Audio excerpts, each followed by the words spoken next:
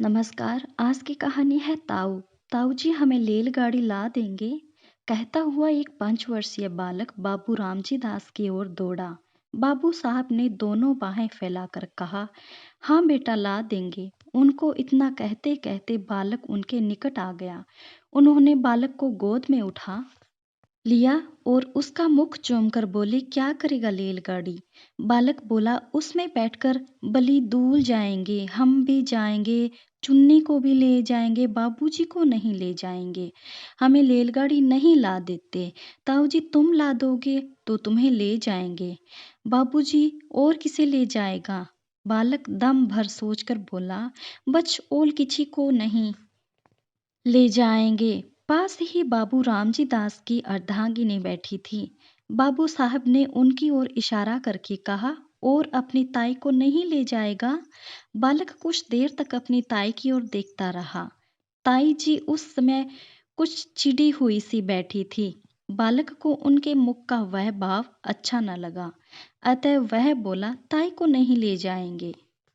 ताई जी सुपारी काटती हुई बोली, अपने ताऊ जी ही को ले जा, मेरे ऊपर दया रख। ताई ने यह बात बड़ी रुखाई के साथ कही। बालक ताई के शुष्क व्यवहार को तुरंत ताड़ गया। बाबू साहब ने फिर पूछा, ताई को क्यों नहीं ले जाएगा? बालक ने कहा, ताई हमें प्याल नहीं कलती। बाबू ने कहा, जो प्यार करे तो ले जाएगा। बालक को इसमें कुछ संदेह था। ताई के भाव देखकर बालक को यह आशा नहीं थी कि वह प्यार करेंगी। इससे बालक मौन रहा। बाबू साहब ने फिर पूछा, क्यों रे बोलता नहीं? ताई प्यार करे तो रेल पर बिठाकर ले जाएगा। बालक ने ताऊजी को प्रसन्न करने के लिए केवल सिर हिलाकर स्वीकार कर लिया, परंतु मुख से नहीं कहा। बाबू साहब उसे अपनी अर्धांगिनी के पास ले जाकर उनसे बोले, लो इसे प्यार कर लो तो तुम्हें ले जाएगा। परंतु बच्चे की ताई श्रीमती रामेश्वरी को पति की यह चुगलबाजी अच्छी ना लगी। वह तुनक कर बोली, तुम ही रेल पर बैठकर जाओ, मुझे नहीं जाना है। बाबू साहब ने रामेश्वरी की बात पर ध्यान नहीं दिया। बच्चे को उनकी गोद में बिठाने की चेष्टा करते हुए बोले, प्यार नहीं करोगी तो फिर रेल में नहीं बिठाएगा। क्यों रे मनोहर? मनोहर ने ताऊ की बात का उत्तर नहीं दिया। उधर ताई ने मनोहर को अपनी गोद से ढकेल दिया। मनोहर नीचे गिर पड़ा। शरीर में तो चोट नहीं लगी, पर हृदय में चोट लगी। बालक रो पड़ा। बाबू साहब ने बालक को गोद में उठा लिया, चूम कर पुचकार कर चुप किया और तत्पश्चात उसे कुछ पैसा तथा रेलगाड़ी ला देने का वचन देकर छोड़ दिया। बालक मनोहर भयपूर्ण दृष्टि से अपनी ताई की ओर ताकता हुआ उस स्थान से चला गया। मनोहर के चले जाने पर बाबू रामजी दास रामेश्वरी से बोले, तुम्हारा यह कैसा व्यवहार है? बच्चे को ढकेल दिया, जो उसे चोट लग जाती तो? रामेश्वरी मुंह मटका कर बोली, लग जाती तो अच्छा होता, क्यों मेरी खोपड़ी पर लाद देते थे? आप ही मेरे ऊपर डालते थे और आप ही अब ऐसी बातें करते हैं। बाबू साहब कुढ़ कर बोले, इसी से खोपड़ी पर लादना कहते हैं रामेश्वरी, और किसे कहते हैं? तुम्हें तो अपने आगे और किसी का दुख सुख सूझता ही नहीं। न जाने कब किसका जी कैसा होता है। तुम्हें उन बातों की कोई परवाह ही नहीं। अपनी चुहल से काम है।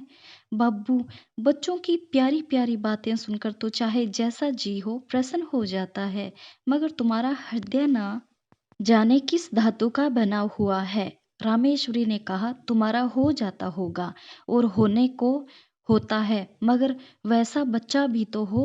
पराये धन से भी कहीं घर भरता है। बाबू साहब कुछ देर चुप रहकर बोले, यदि अपना सगा भतीजा भी पराया धन कहा जा सकता है, तो फिर मैं नहीं समझता कि अपना धन किसे कहेंगे। रामेश्वरी ने कहा, कुछ उत्तेजित होकर बोली, बातें बनाना बहुत आसान है। तुम्हारा भतीजा है, तुम चाहे जो समझो, पर मुझे यह बातें अच्छी नहीं लगती।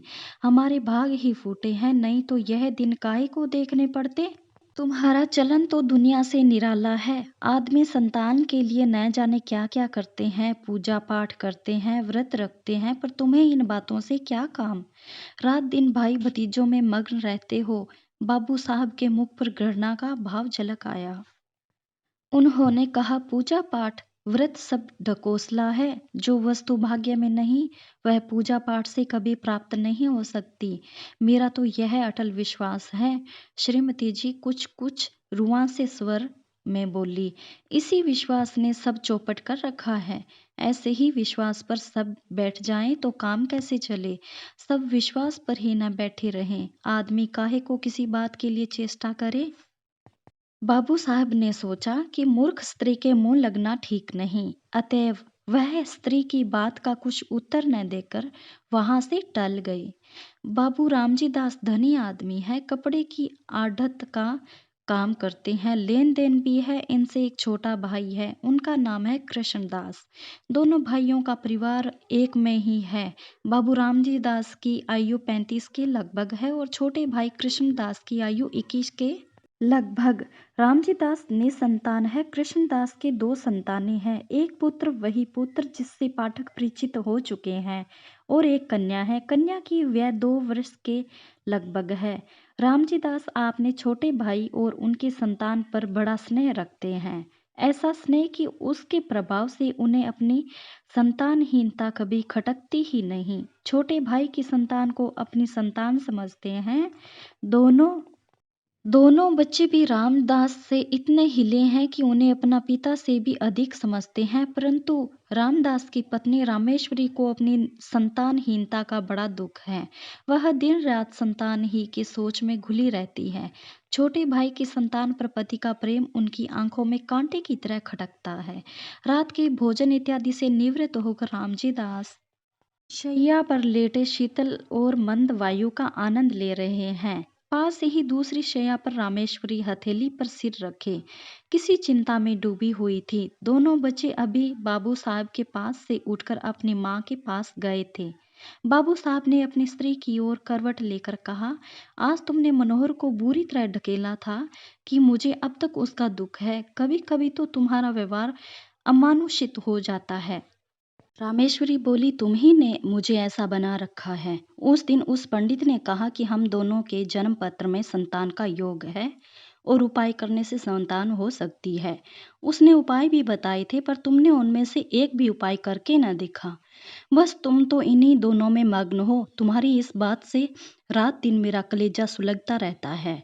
आदमी उपाय तो करके देखता है, फिर हो ना हो भगवान के अधीन है। बाबू साहब हंसकर बोले, तुम्हारे जैसी सीधी स्त्री भी क्या कहूँ। तुम इन ज्योतिषियों की बातों पर विश्वास करती हो जो दुनिया भर के झूठे और धूर्त हैं, झूठ बोलने की ही रोटियां खाते हैं। रामेश्वरी तुनक कर बोली, तुम्हें तो सारा संसार झूठा ही दिखाई पड़ता है।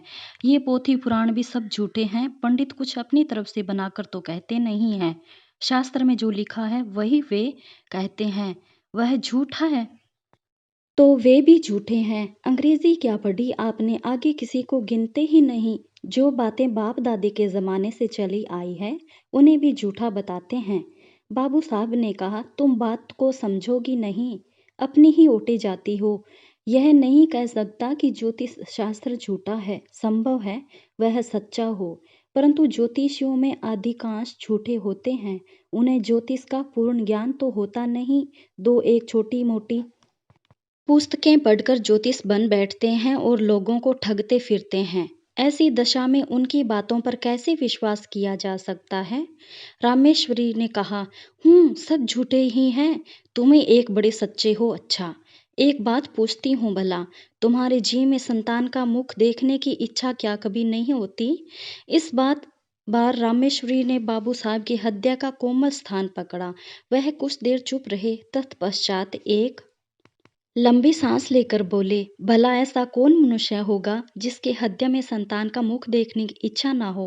परंतु क्या किया जाए, जब नहीं है और न होने की कोई आशा ही है, तब उसके लिए व्यर्था चिंता से क्या लाभ।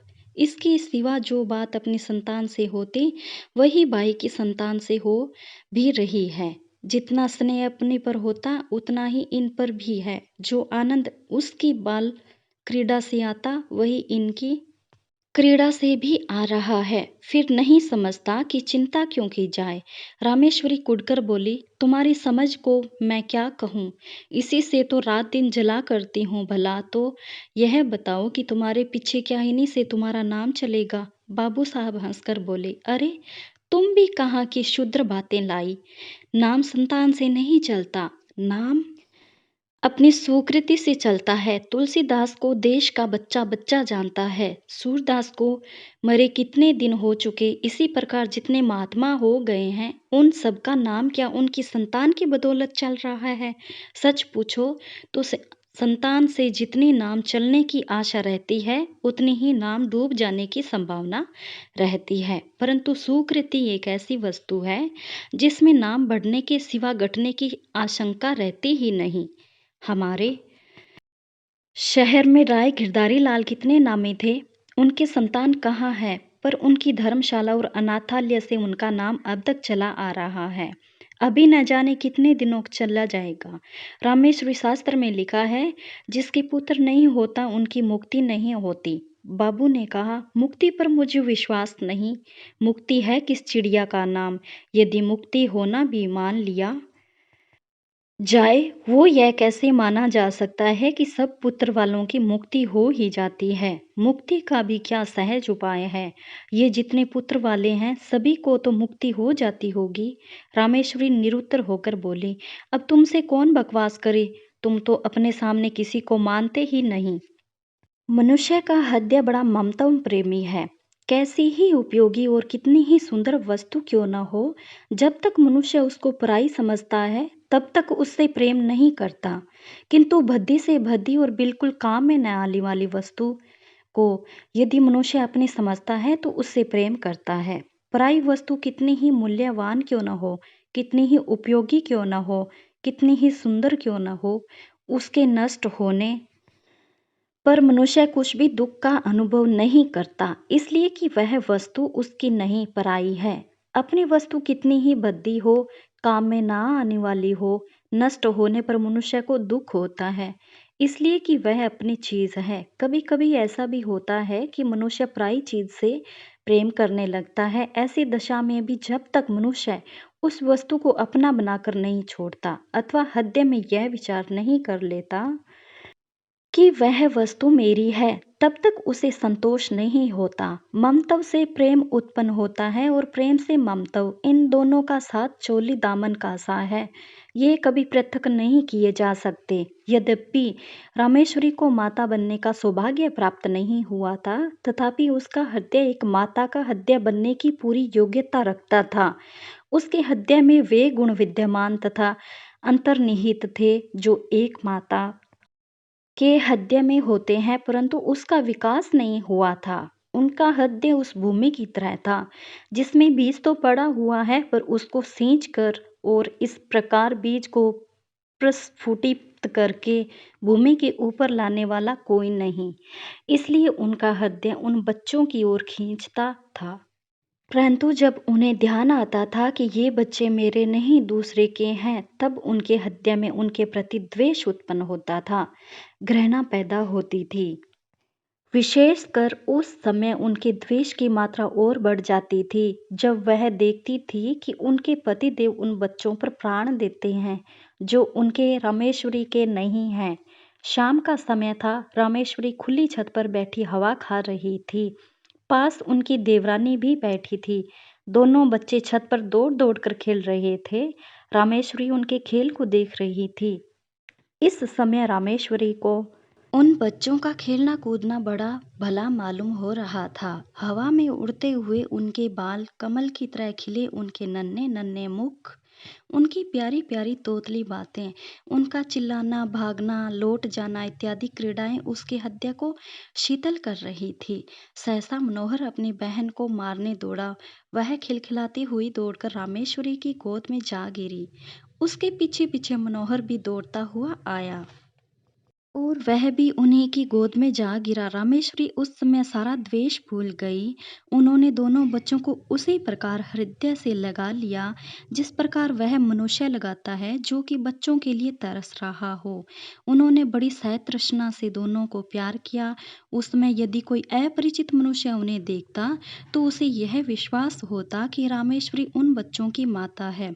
दोनों बच्चे बड़ी देर तक उनकी गोद में खेलते रहे।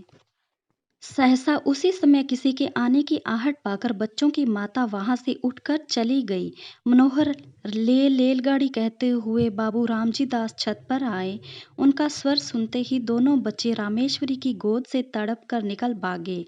रामजी दास ने पहले दोनों को खूब प्यार किया, फिर बैठकर रेलगाड़ी दिखाने लगे। इधर रामेश्वरी की नींद टूटी। पति को बच्चों में मग्न होते देखकर उनकी भौहें तन गई। बच्चों के प्रति हृदय में फिर वही घृणा द्वेष भाव जग उठा। बच्चों को रेलगाड़ी देकर बाबू साहब रामेश्वरी के पास आए और मुस्कुराकर बोले, आज तो तुम बच्चों को बड़ा प्यार कर रही थी। इससे मालूम होता है कि तुम्हारे हृदय में भी उनके प्रति कुछ प्रेम अवश्य है। रामेश्वरी को पति की यह बात बहुत बुरी लगी। उन्हें अपनी कमजोरी पर बड़ा दुख हुआ। केवल दुख ही नहीं, अपने ऊपर क्रोध भी आया।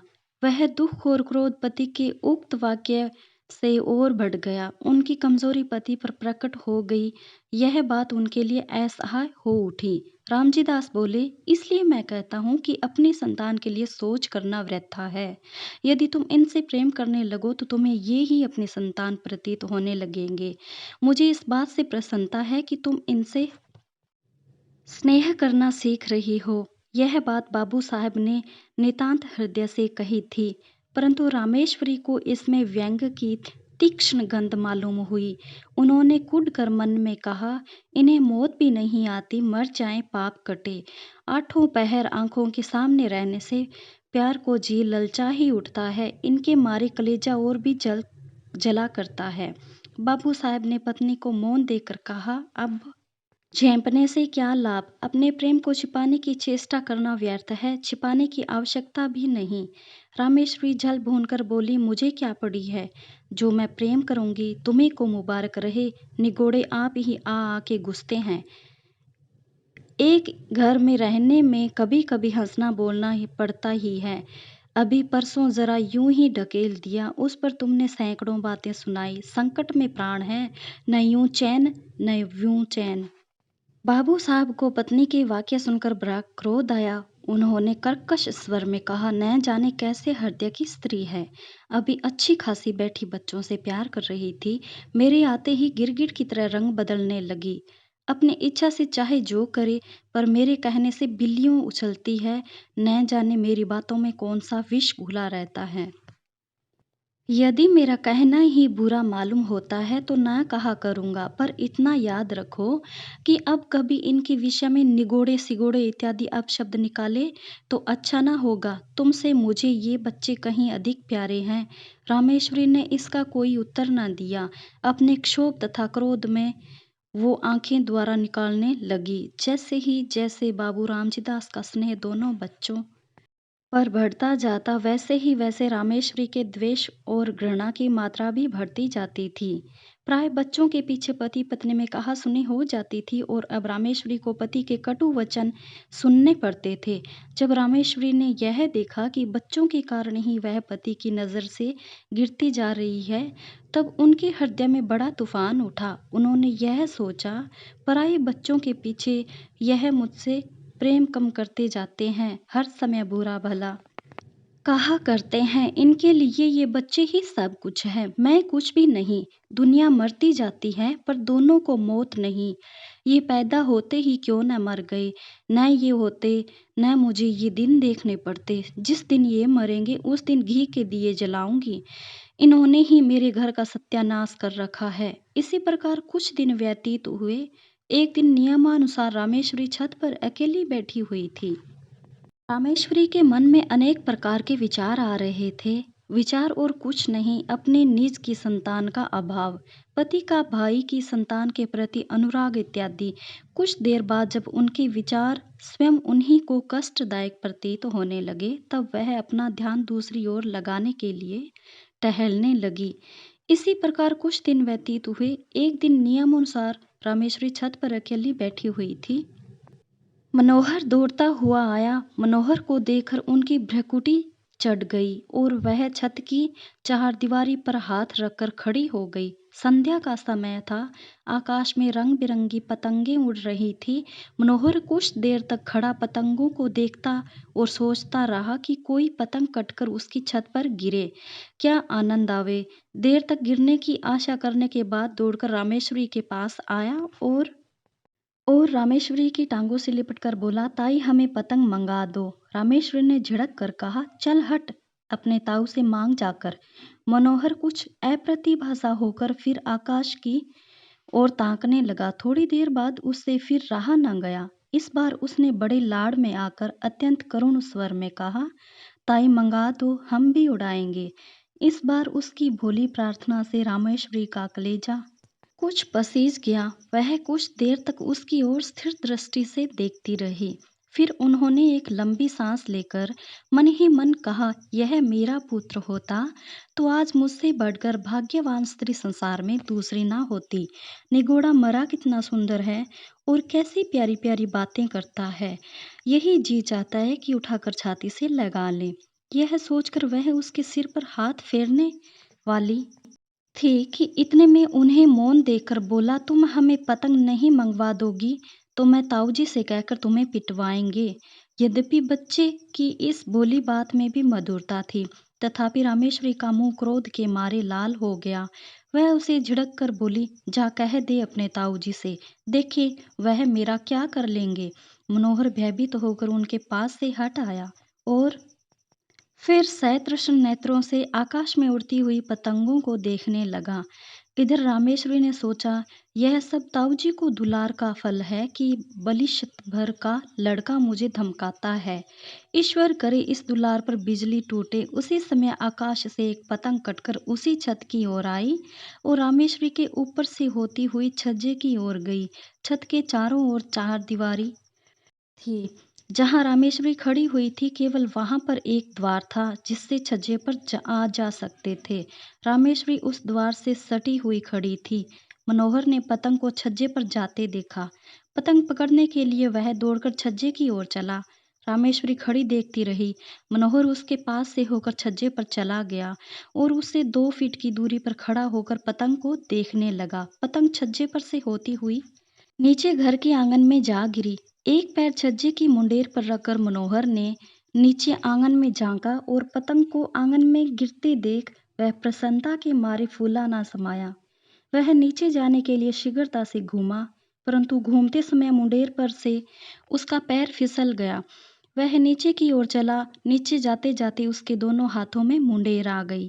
वह उसे पकड़कर लटक गया और रामेश्वरी की ओर देखकर चिल्लाया, ताई। रामेश्वरी ने धड़कते हुए हृदय से इस घटना को देखा। उनके मन में आया कि अच्छा है, मरने दो, सदा का पाप कट जाएगा। यही सोचकर वह एक क्षण रुकी। इधर मनोहर के हाथ मुंडेर पर से फिसलने लगे। वह अत्यंत भय तथा करुणा नेत्रों से रामेश्वरी की ओर देखकर चिल्लाया, अरे ताई। रामेश्वरी की आंखें मनोहर की आंखों से जा मिली। मनोहर की तरह वह करुण दृष्टि से देखकर रामेश्वरी का कलेजा मुंह में आ गया। रामेश्वरी ने व्याकुल होकर मनोहर को पकड़ने के लिए अपना हाथ बढ़ाया। उसका हाथ मनोहर के हाथ तक पहुंचा ही कि मनोहर के हाथ से मुंडेर छूट गई। वह नीचे आ गिरा। रामेश्वरी चीख मारकर छज्जे पर गिर पड़ी। रामेश्वरी 1 सप्ताह तक बुखार से बेहोश पड़ी रही। कभी कभी जोर से चिल्ला उठती और कहती, देखो देखो, वह गिरा जा रहा है, उसे बचाओ, दौड़ो, मेरे मनोहर को बचा लो। कभी वह कहती, बेटा मनोहर, मैंने तुझे नहीं बचाया। हाँ हाँ, मैं चाहती तो बचा सकती थी, देर कर दी। इसी प्रकार के प्रलाप वह किया करती। मनोहर की टांग उखड़ गई थी। टांग बिठा दी गई। वह क्रमशः फिर अपनी असली हालात पर आने लगा। 1 सप्ताह बाद रामेश्वरी का ज्वर कम हुआ। अच्छी तरह होश आने पर उन्होंने पूछा, मनोहर कैसा है। रामजी दास ने उत्तर दिया, अच्छा है। रामेश्वरी, उसे पास लाओ। मनोहर रामेश्वरी के पास लाया गया। रामेश्वरी ने उसे बड़े प्यार से हृदय से लगाया। आंखों से आंसुओं की झड़ी लग गई। हिचकियों से गला रूंध गया। रामेश्वरी कुछ दिनों बाद पूर्ण स्वस्थ हो गई। अब वह मनोहर और उसकी बहन चुन्नी से द्वेष नहीं करती और मनोहर तो अब उसका प्राणधार हो गया। उसके बिना उन्हें एक क्षण भी कल नहीं पड़ती।